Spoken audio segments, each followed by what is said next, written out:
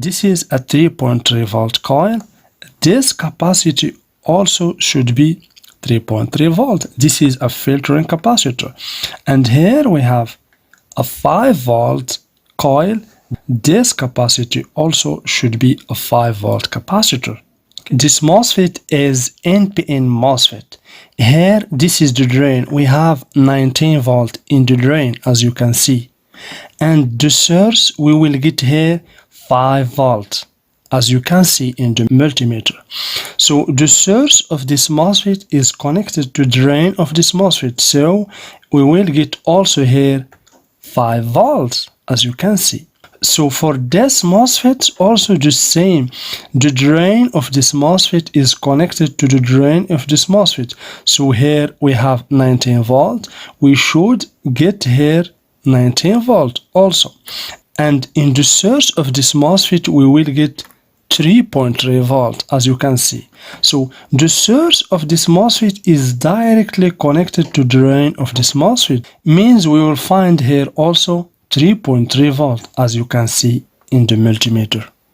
Okay, so this is the 3 volt and 5 volt circuit, and here this is the power management IC that controls the 3 volt and 5 volt circuit. The Maxim 8744A, this is the IC that controls these two MOSFETs. Okay, so this is the 3.3 volts and 5 volt circuit. We have this MOSFETs and these two inductors, and also we have other MOSFETs in the other side, as you can see. Okay, this MOSFETs, this is the back side of the 3 volt 5 volt power circuit. So let's assume that here we have, for example, the 19 volt, the original 19 volt from the adapter. Okay, from the adapter, for example. Okay, so this 19 volt will be normally passed sometimes through a fuse, okay, or sometimes not. You can find also a diode for the protection also, okay, and then you will find a switch. This is a MOSFET, a switch. Q, for example, this is a switch. Let's assume here we have drain, for example, here we have source, and we have here the gate, okay. So from this switch, it will pass it sometimes to another switch, okay? To another switch, with, for example, here you can find, for example, source and drain, okay? And here we have the gate. And from this switch, you will find a resistor, okay? This resistor is controlled by the charge IC, okay? And then from here, we will get 19 volt that will be distributed to many circuits. Okay, we will find, for example, CPU circuits, also GMCH circuit. Okay, also the RAM circuit, also 3 volts and 5 volt circuit, etc. And you will find the same working principle always for every circuit. You will find a power management IC, you will find one channel. For the processor, you can find 2 channels or more. For some processor, you can find 3 channels or even 4 channels. But for example, for 3 volts and 5 volt system power, you will find just 1 channel. Okay, so in order to diagnose your laptop motherboard, you should first check in the first MOSFETs whether you have 19 volt or not. If you find 19 volt, then good, the circuit receives the power. Also, this 19 volt will be the VIN for this power management. Here we have VIN, okay? This power management also should receive VIN 19 volt. Of course, with other signals, for example, enable signals or shutdown signals, etc. Okay? Of course, for the CPU, the CPU circuit, there is many signals, about 8 signals. That is the ID. This is ID signals.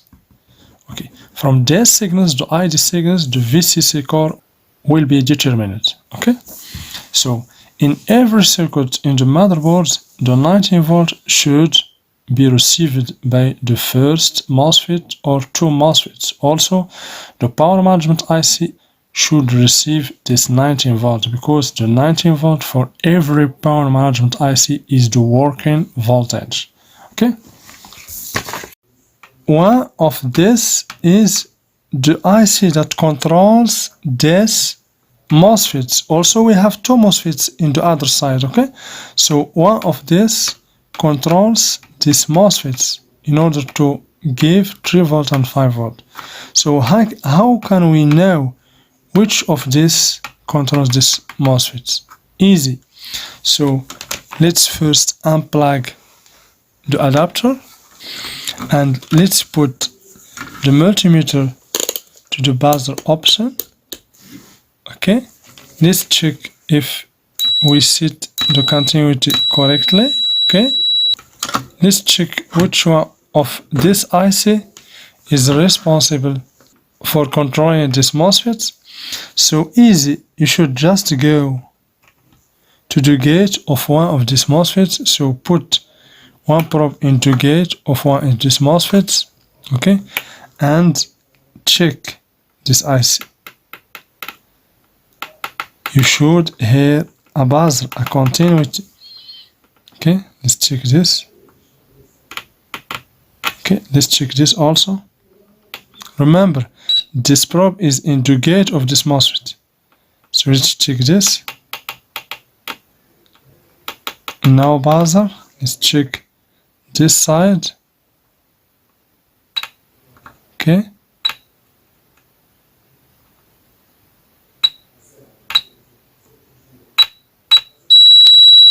As you see in the multimeter, so this pin here is connected directly to this gate. So let's check this gate also. So here we have the source, here we have a gate. So let's check this MOSFET also.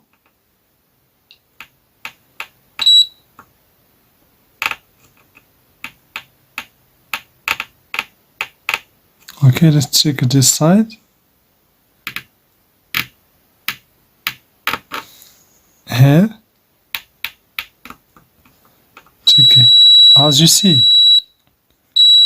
Also, so this, the gate of this MOSFET, as you can see, is connected to this pin here. So as you can see here, we have 8744A, the maximum 8744A. This is the IC that controls these two MOSFETs. Okay, so this is the 3.3 volts and 5 volt circuit. We have this MOSFETs and these two inductors, and also we have other MOSFETs in the other side, as you can see. Okay, this MOSFETs, this is the back side of the 3 volt 5 volt power circuit. This MOSFET doesn't receive any control signal in the gate, means maybe the problem in this IC. So let's check its reference. As you can see, maximum 8744A. So let's go to the computer and look for the circuit diagram of this IC maximum 8744. Okay, in order to know about its pin configuration. Okay, so let's see the computer. Okay, so you can just go to Google. Okay, so let's write max 8744A. Okay, so maximum or max, no problem. Data sheet. Okay, as you can see, and then press enter.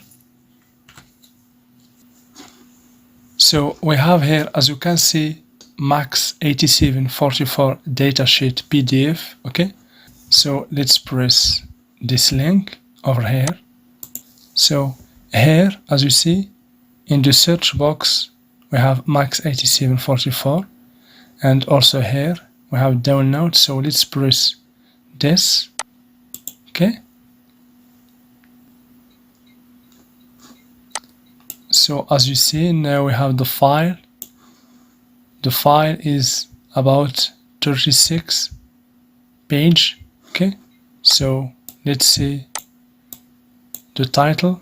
So here we have, as you can see, okay, so this is a high efficiency quad output main power supply controllers for notebook computers. Good. I have here max 8744 and max 8745. So this reference is interchangeable with this. So the max 8745 is the same as max 8744. For example, if you find that the max 8744 IC is bad, you can change it or replace it with max 8745. Yeah. So here we have features. As you can see here, this is what we need. As you can see, we have here dual mode feedback, 3.3 volt, 5 volt fixed or adjustable output voltages. Okay, so let's see the pin configuration.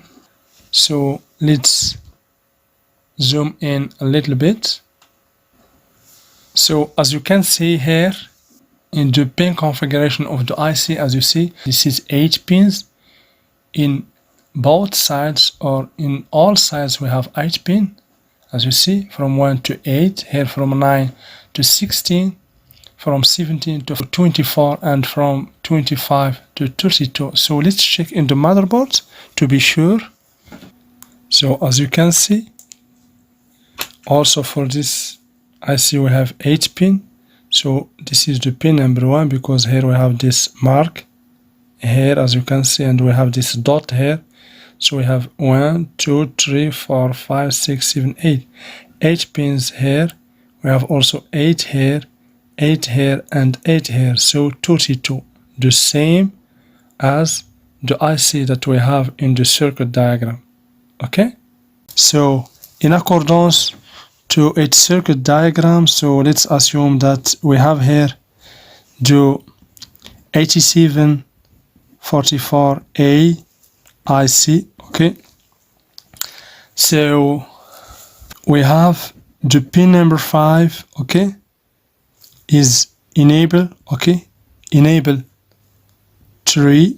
Okay, so the pin number 6 is enable signal for 5, for the 5 volts.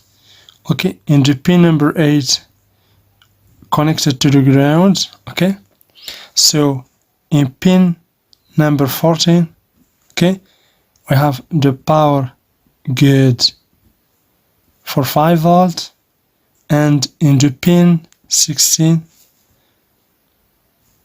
the drive high for 5 volt. Okay, this signal goes to the MOSFET, okay, to the high MOSFET.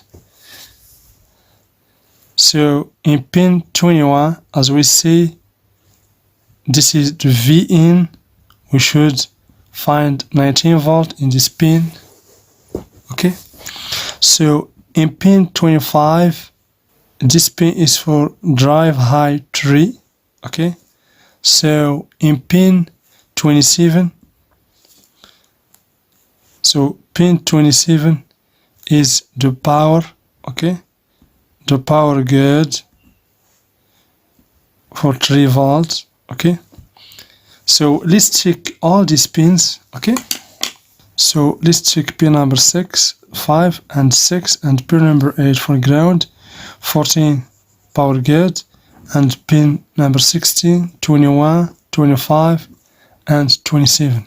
So let's plug first the adapter. Okay, so let's plug the adapter. As you can see, now the adapter is plugged. So now we will check our IC. So let's put the multimeter in the 20 volt, as you can see, 20 volt DC, and then press the power button. So let's put the black probe in the ground, any ground in the motherboard, this or this, anywhere in the motherboard. Okay, so let's check first the 19 volt, the V-in. So the V-in, we have V-in, as you can see here, V-in is in the pin 21. Okay, so let's check pin 21. So here, as you see, we have this mark, this triangle, white triangle means this is pin number 1. Okay, here we have 8 pins in this side, so we have 8. Here also we have 8, so here 16, and here we have 8 over here, so this is the last one. Here is 24. The V-in exists in pin 21. Okay, so let's check 21. Okay, so here we have 17, 18, 19, 20. Here we have 21. As you can see, the multimeter 19 volts. Okay, so the pin number 21 in this IC is 19 volt. The 19 volt is present, so good. Now let's go and check these two signals, enable 3 and enable 4, enable 5, in pin number 5 and pin number 6. So here we have 1, 2, 3, 4. Here we have 5. So enable 3 is 0 volt. So 6.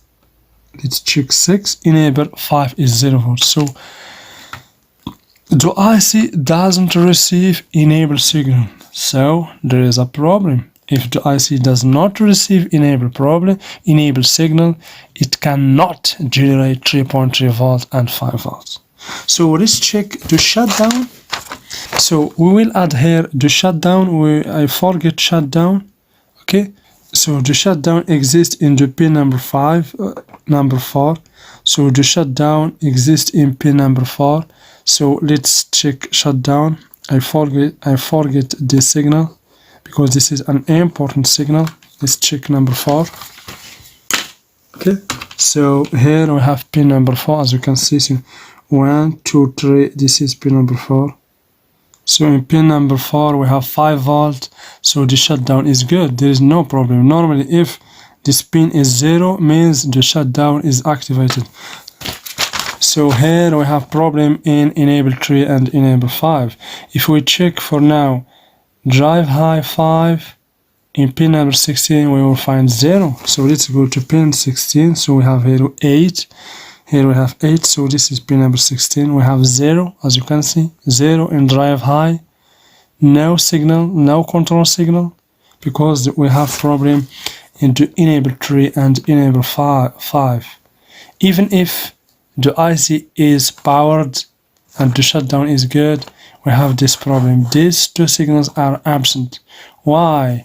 Because maybe we have problem here in the super IO, okay, or in the BIOS, but we find that the super IO is good because we check this capacitor. The super IO is good, so the problem is in the BIOS. The BIOS should be reprogrammed. Okay, there is the program of inside the BIOS is corrupted. Maybe the program is corrupted, or maybe the BIOS itself, the BIOS chip, is damaged. Okay, so the problem of this motherboard is the BIOS. That's why this IC doesn't transmit the enable 3 and enable 5 volt to the power management IC that is responsible for generating 3 volt and 5 volts. Okay, so here we have another motherboard that we are going to diagnose. Okay, so as you can see here, so this is the power jack of this motherboard, as you can see, and this is the power jack cable. Here we have the connector. So let's plug the 19 volt adapter to the motherboard. Okay, so here we have our multimeter. So let's choose the 20 volt DC. Okay, and then press the power button. So let's check our connector, okay, if we have here 19 volt or not. So we have here the ground, as you can see. Let's put the black probe here in the ground and then check this, the first pin. So let's check the first pin. As you can see, we have here 19 volt. Let's check this also. We have 19 volt. Okay, so this 19 volt normally should pass through this MOSFET. Okay, as you can see, we have here 19 volt in this MOSFET. So here, this is the gate, we have 8 volt. This is the control signal. Okay, so here we have the coil. This coil is for this battery. Here we have the charge IC. Okay, here we have the super IO or super input output.